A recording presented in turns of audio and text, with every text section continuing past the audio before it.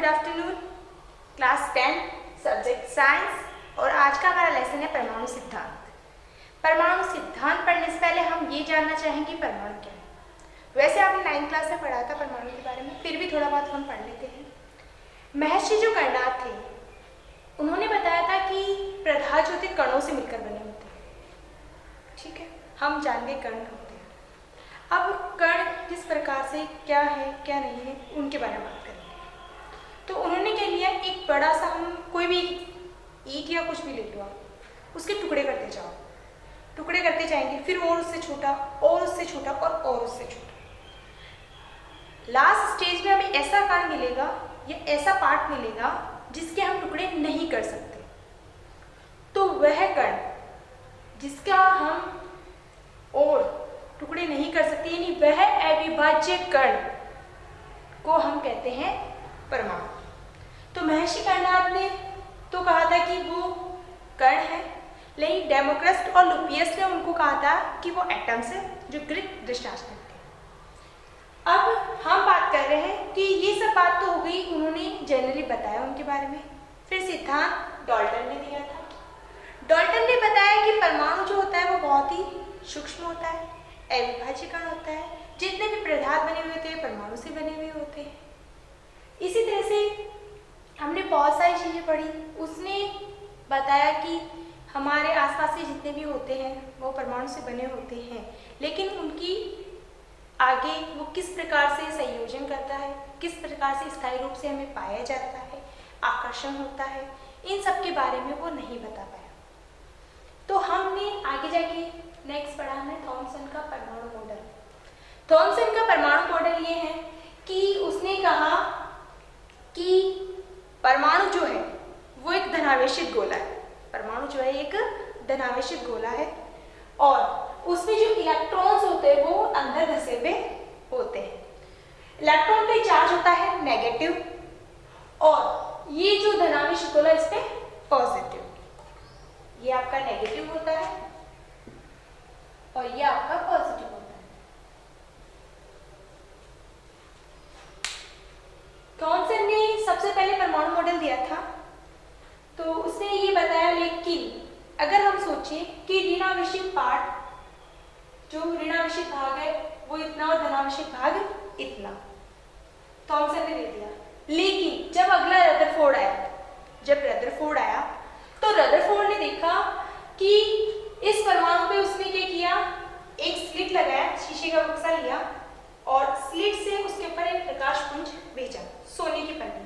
मतलब रदरफोर्ड ने प्रयोग किया था कि परमाणु पे हम जब बौछार करते हैं तो उसने क्या किया, एक सोने की पन्नी ली, उस पे अल्फा कणों का प्रहार कराया। अल्फा कणों का प्रहार कराया तो अधिकतर जो कण थे वो उस सोने की पन्नी में से पार हो गए और बहुत कम कण ऐसे थे जो विक्षेपित हुए, एक दो कण। तो इससे थॉमसन से अगेन पूछा गया कि ऐसा क्यों हो रहा है कि कुछ कण ही विक्षेपित हो रहे हैं और बाकी पार कर रहे हैं, जबकि अल्फा कण तो इन धनावेशित गोला होने के कारण अधिकतर विक्षेपित होने चाहिए, पार नहीं होने चाहिए, लेकिन ऐसा क्यों हो रहा है। तो थॉमसन ये नहीं बता पाया, तो ये फेल हो गया। उसके बाद में हमारा नेक्स्ट है कि रदरफोर्ड आया। रदरफोर्ड ने कहा कि जो हमारा है परमाणु जो होता है, उसने प्रयोग किया तो देखा कि अधिकतर भाग रिक्त है। तो उसने इसे कहा कि जो हमारा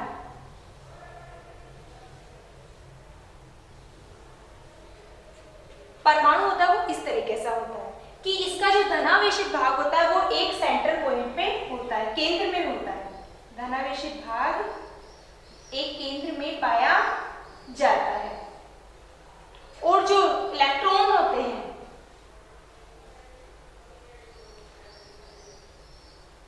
वो नाभिक के चारों तरफ चक्कर लगाते हैं।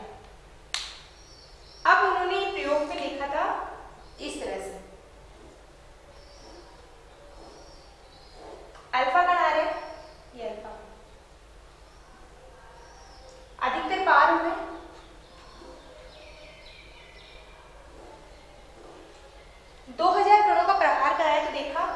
एक कण जो है वो 180 डिग्री पे विक्षेपित हो रहा है और एक दो कण हैं जो क्या कर रहे हैं 90 डिग्री या 120 डिग्री कोण पे विक्षेपित हो रहे हैं।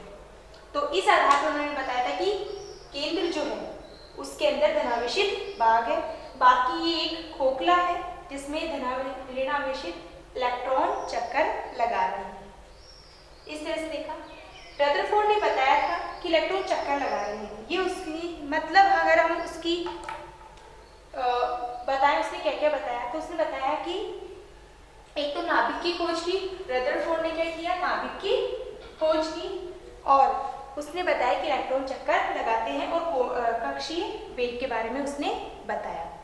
लेकिन आगे जब हमने पढ़ा उसकी कमियां, अब हर एक साइंटिस्ट की कुछ ना कुछ कमियां होती तभी नई थ्योरी दी जाती है। तो कमियों में हमने देखा कि उससे पूछा गया कि ये जो इलेक्ट्रॉन है ये चक्कर लगा रहे हैं, मतलब जो मैक्सवेल थे, मैक्सवेल ने विद्युत वितरण का नियम दिया था, विद्युत चुंबकीय वितरण का नियम दिया था। तो उसमें बताया था कि कोई भी आवेश अगर चक्कर लगाता है कक्षीय कक्षाओं में अगर चक्कर लगाता है तो उसकी ऊर्जा का ह्रास होता है, उसकी ऊर्जा में कमी आती है। मतलब वो चक्कर लगाते लगाते इस नाभिक में क्या हो जाना चाहिए, गिर जाना चाहिए था, लेकिन इलेक्ट्रॉन तो नहीं गिरते। तो इसका जवाब रदरफोर्ड नहीं बता पाए। उसके बाद में एक और बात ये हुई कि हमने जब इसके स्पेक्ट्रम देखे, ऊर्जा स्तर देखे, तो ऊर्जा स्तर जो थे एक इलेक्ट्रॉन जब हम इसको ऊर्जा देते हैं तो ये उच्च स्तर में चले जाते हैं।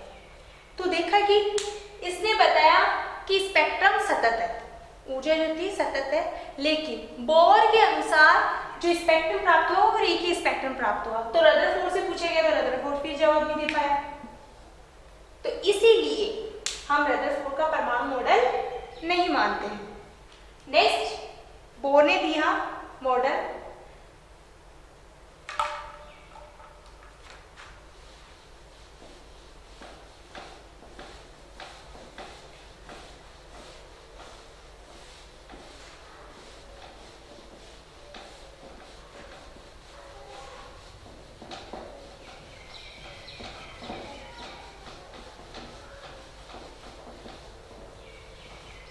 हमारी थ्योरी है बोर का मॉडल बहुत प्रसिद्ध हुआ।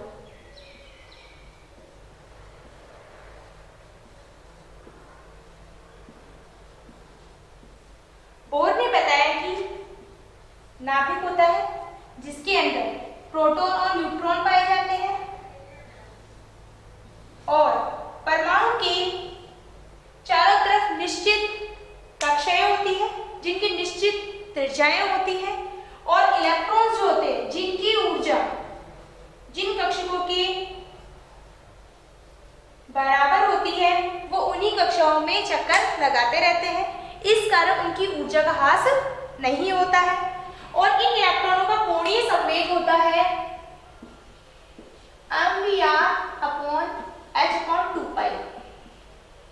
ये इनका कोणीय संवेग होता है। आगे अगर हम और कक्षाओं के बारे में देखें तो इनका कोणीय संवेग क्या होगा,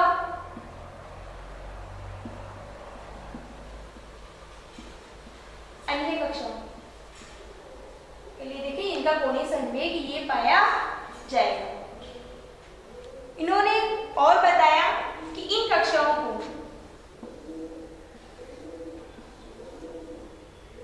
n बराबर 1 2 3 4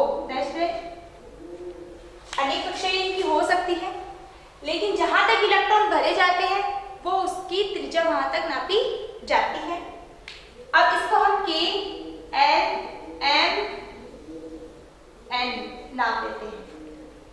इनमें इलेक्ट्रॉन कैसे भरे जाते हैं वो भी उन्होंने बताया। उसका फॉर्मूला था 2n²। कहने का मतलब ये है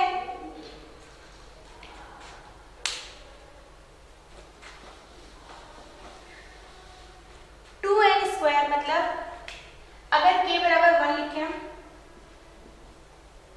2n² फॉर्मूला लगाया 1 लिखा मतलब जो हमारा K कक्षक है उसमें कितने इलेक्ट्रॉन फुलफिल किए जा सकते हैं? 2 इलेक्ट्रॉन। इसी तरह से L का निकाल देंगे हम। L कौन सी कक्षा है? 1 2, यानी L बराबर 2। कितनी हम इसमें फुलफिल कर सकते हैं? 8 इलेक्ट्रॉन। मतलब L कक्षा में कितने इलेक्ट्रॉन भरे जा सकते हैं? 8 इलेक्ट्रॉन। इसी तरह से M N हम सबका निकाल सकते हैं। M में भरे जाएंगे 18 इलेक्ट्रॉन और N में फुलफिल किए जाएंगे 32 इलेक्ट्रॉन्स। ये भरने का क्रम है, ये आप 11th क्लास में सीखेंगे। फिलहाल आपको याद रखना है कि 2n² फॉर्मूले से हम इनके इलेक्ट्रॉन कितने भरे जा सकते हैं किस कक्षा में, ये हम देख सकते हैं। बोर्ड ने बहुत ही अच्छा और सफल मॉडल दिया था, लेकिन वही बात कि वापस किसी न किसी साइंटिस्ट की कुछ ना कुछ कमी पाई जाती है। तो देखो कमी क्या थी इनकी? इनकी कमी ये थी कि जब उच्च भेदन क्षमता वाले सूक्ष्मदर्शी का निर्माण हुआ, उच्च क्षमता वाले सूक्ष्मदर्शी का जब निर्माण हुआ तो देखा कि जो स्पेक्ट्रम पाए जाते हैं, जो स्पेक्ट्रम होते हैं वो सतत रेखीय ना होकर सतत होते हैं। कहने मतलब उन्होंने बताया था स्पेक्ट्रम किस तरीके से होते हैं, लेकिन जब इन लाइन को और अच्छे तरीके से देखा गया तो ये लाइन कुछ इस तरीके से थी, यानी ये कोई सेट थे जैसे, तो ये एक सतत स्पेक्ट्रम बैंड हमें दिखाई दे रहा था। इसी तरीके से उन्होंने एक और चीज बताई थी कि जब बोर्ड ने बताया था कि जब इलेक्ट्रॉन को ऊर्जा दी जाती है, यानी इलेक्ट्रॉन अवशोषण कर रहा है, ऊर्जा का अवशोषण, ऊर्जा जब अवशोषण करेगा तो वो लो निम्न स्तर से उच्च स्तर में चला जाएगा ऊर्जा अवशोषण करके। लेकिन अगर इलेक्ट्रॉन ऊर्जा रिलीज कर रहा है, ऊर्जा का उत्सर्जन कर रहा है,